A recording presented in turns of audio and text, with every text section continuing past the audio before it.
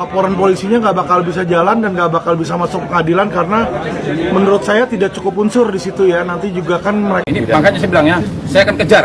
Ya, saya akan kejar sampai manapun saya kejar. Ya, silakan. Bang, Pratiwi Taufik kan tadi malam bahwasanya melaporkan juga Alvin Lim. Mungkin tanggapan Abang seperti apa? Iya, saya sudah tahu. Kita memang memutuskan ya setelah ucapan-ucapan dia ya mengatakan ini omongannya sudah nggak benar semua ya. Jadi semalam Novi sudah melaporkan. Ya. Kenapa saya melaporkan juga? Karena dia menyinggung secara pribadi langsung nama saya. Novi mungkin boleh kedatangan malam ini ke SPKT, apakah betul jadi melaporkan seseorang? Nah, boleh dari kuasa hukum itu aja ya yang memberikan statement. Oke, Bu Disna, gimana? Oke, teman-teman, malam ini karena sudah larut malam, Teh Novi juga besok ada tindakan dokter ya. Dia lagi sakit pilek, jadi mungkin akan langsung berlanjut ya Teh ya. Nanti biar kami yang kemudian meneruskan. Pada malam ini memang kami datang ke sini tujuannya untuk melaporkan inisial RDL dan juga inisial AL. Gitu.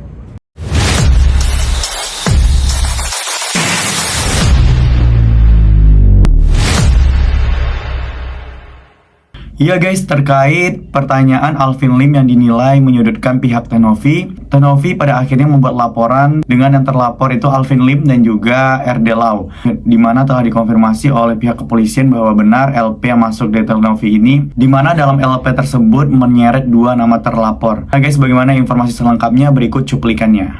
Teh Novi mungkin boleh kedatangan malam ini ke SPKT, apakah betul jadi melaporkan seseorang?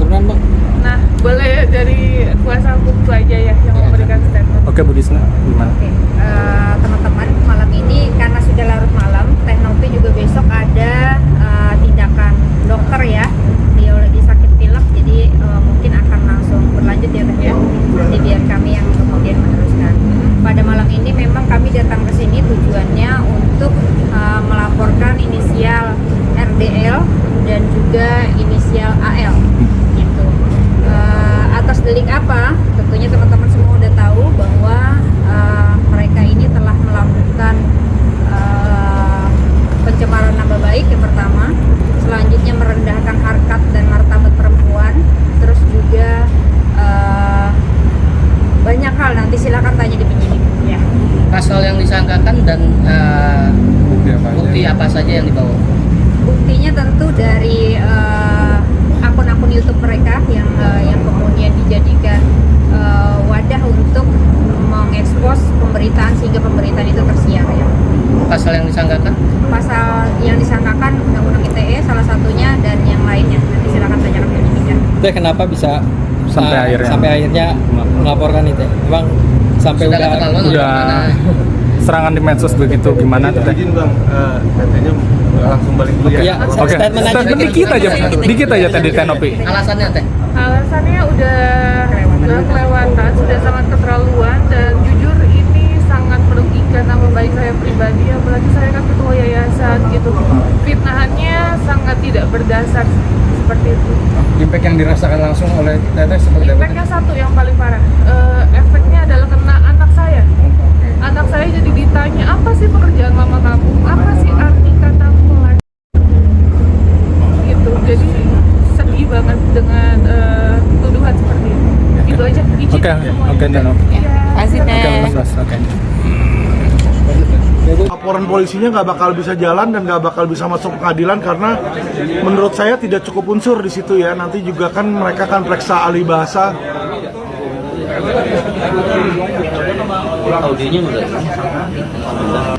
Ya, jadi itu hak dari Novi ya. Silakan aja lapor, saya seneng kok malah dia lapor di situ ya. Tapi saya tahu dia bakal cuma buang-buang waktu, buang-buang duit, buang-buang tenaga. Karena yang dia laporkan itu saya tahu tidak akan memenuhi unsur ya. Nanti juga kan polisi akan memeriksa ahli bahasa dan ahli bahasa akan melihat apakah itu sebuah tuduhan ataukah itu sebuah pertanyaan, dan itu adalah dua hal yang berbeda. Berarti Pak Alvin sendiri menyangkanya bahwa itu tidak akan mati. Nggak akan kena, itu orang udah jelas kok. Coba diputar aja video saya kan nanya dari mana ke uangnya, apakah dari A, B, C. Kata apakah itu adalah perkataan pertanyaan. Semua orang udah tahu lah. Yang ngerti bahasa Indonesia ya. Kecuali Novi, dia nggak ngerti bahasa Indonesia, makanya ya udah suruh dia sekolah lagi aja. Tapi kan laporannya itu kan atas pencemaran nama baik gitu ya, dan merugikan nama baik dari Novi sendiri. Gitu. Orang nanya kok mencemarkan, kan nggak ada pencemaran kalau orang nanya. Kalau saya bertanya kok Jokowi tiba-tiba punya duit banyak ya, dia korupsi atau enggak? Kan nanya, berarti kan bukan menuduh dia korupsi.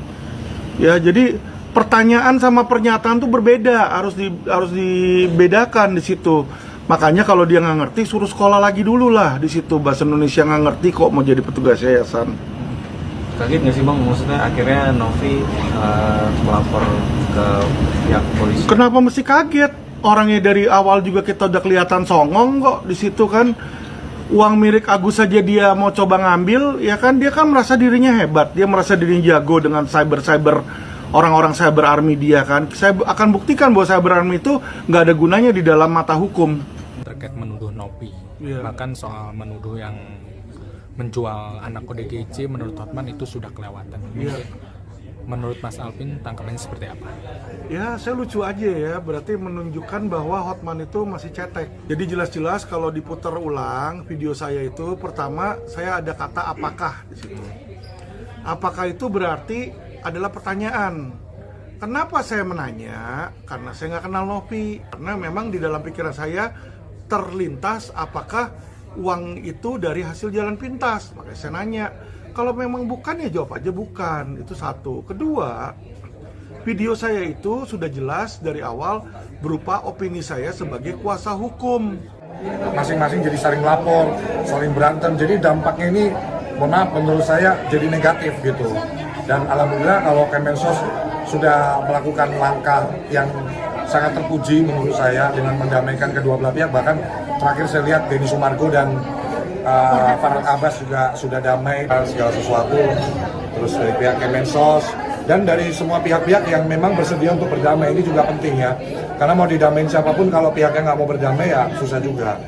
Ya saya sih kalau memang sudah damai, saya kira Agus kalau memang tertarik nih untuk melanjutkan hidup, bolehlah Agus jadi live streaming di perusahaan saya, konten kreator gitu kan.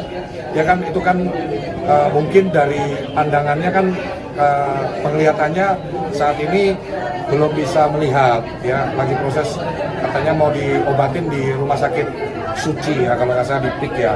Ya semoga ada titik jalan kesembuhan untuk Agus. Tapi kan Agus kan juga tetap harus melanjutkan hidup, dia harus punya penghasilan. Siapa tahu Agus tertarik untuk bekerja di perusahaan saya bisa tawarkan gaji mulai dari 15 juta lah sebulan, kegiatan untuk live streaming, live di TikTok sambil mempromosikan usaha-usaha saya kalau berkenan Agus. Karena saya kira komunikasi skillnya Agus harusnya kan cukup baik ya komunikasinya, cuman masalah di penglihatan saya kira nggak ada masalah ya. Kalau Agus berkenan bisa hubungin saya atau perusahaan saya untuk jadi konten kreator live streaming sambil live promosiin aja tuh usaha-usaha saya gitu. Bang, sedikit abang seperti apa? Ya janganlah Bang Alvin Lim, saya juga kenal baik sama Pak Alvin Lim. Saya kira kalau boleh sih saya sarankan ke Alvin Lim jangan melebar ke yang bukan materi ya. Jadi ya. Bagaimana kalau Bapak ikut bantu saya di dalam kasus ini? Ya, jadi saya diajak Mas, bukan sayanya yang mau. Ya, jadi itu loh harap digarisbawahi ya. Saya nggak pernah minta kasus kita di LQ banyak kok. Beda sama Hotman yang selalu mau pansos. Setiap kali ada apa yang viral, dia pasti ikut campur, ikut bicara, ya kan? Kemarin yang tangan buntung juga dia ikut bicara.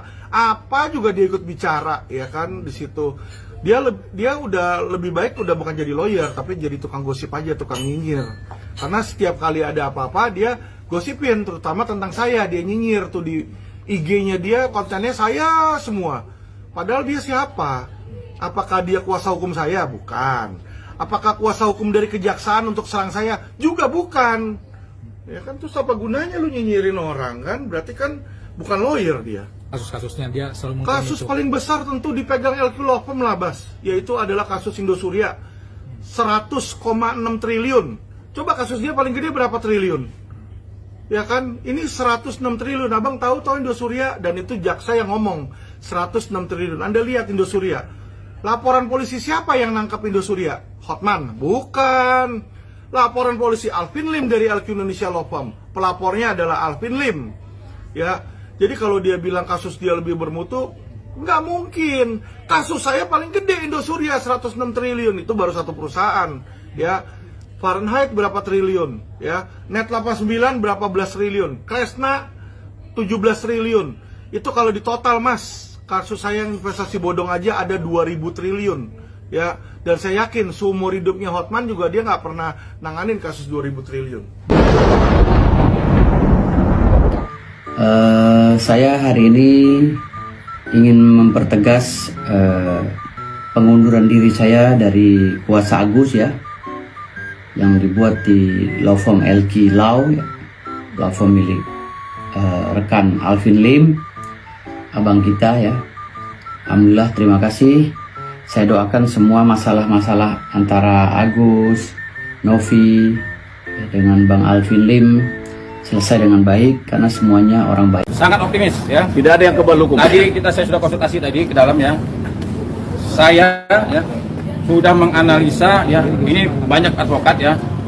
Analisanya sama, ya. Analisa sama. Bayangkan, ya, ada seorang advokat mengatakan goblok, ya. Sebut namanya langsung lagi, ya. Injak, ya. Herwanto, berinjek-injek, luar biasa, ya. Saya baru kali ini, ya, ada ibaratnya advokat, ya, yang menjalankan tugas dan fungsinya ngomong sesuka hatinya aja, ya. Ya, ini makanya saya bilang, ya, saya akan kejar, ya, saya akan kejar sampai manapun saya kejar, ya. Silakan. Bang, Pratiwi Taufik kan tadi malam bahwasanya melaporkan juga Alvin Lim. Mungkin tanggapan abang seperti apa?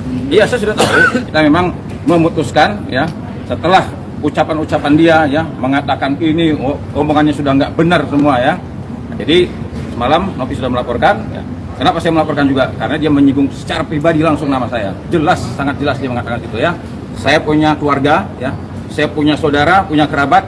Saya jaga, ya, harkat dan martabat saya, ya. Saya jaga profesi saya, nama baik saya.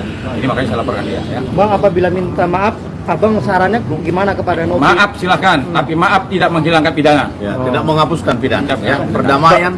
Berarti nggak ada damai, ya, Bang? Tidak ada kata damai. No excuse, ya. No excuse. Tidak ada kata damai. Meskipun memohon mungkin atau Ya, meskipun memohon atau ini. ya, memohon aja sama Tuhan dia. No excuse, ya. Sorry to say. Sama Tuhan. Ininya alamatnya ini. Tapi semua advokat optimis ya bahwa laporan ini kuat semuanya. Sangat optimis. Satu hal yang harus diketahui, tidak ada yang kebal hukum. Siapapun itu, ya. Hukum itu sama memandang kita itu sama, semua sama. Tidak ada excuse, tidak ada yang kebal hukum. Sepanjang orang itu melakukan tindak pidana, mohon diterapkan hukum yang berlaku atas dirinya.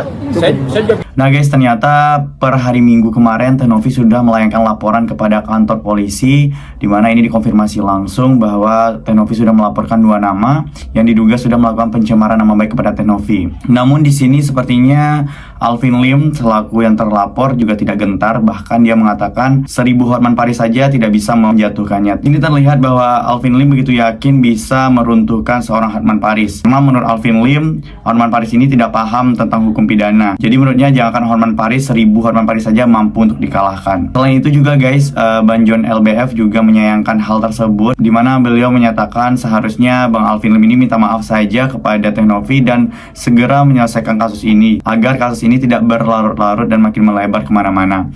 Dan bahkan di sini Bang John LBF juga menawarkan kerja untuk Agus jika nanti itu dibutuhkan. Guys, jadi bagaimana kalian menanggapi hal tersebut? Silahkan tinggalkan guys pendapat dan komentar kalian sebanyak-banyaknya di bawah ini. Kami dari YouTube Biasa TV mengucapkan terima kasih dan sampai jumpa.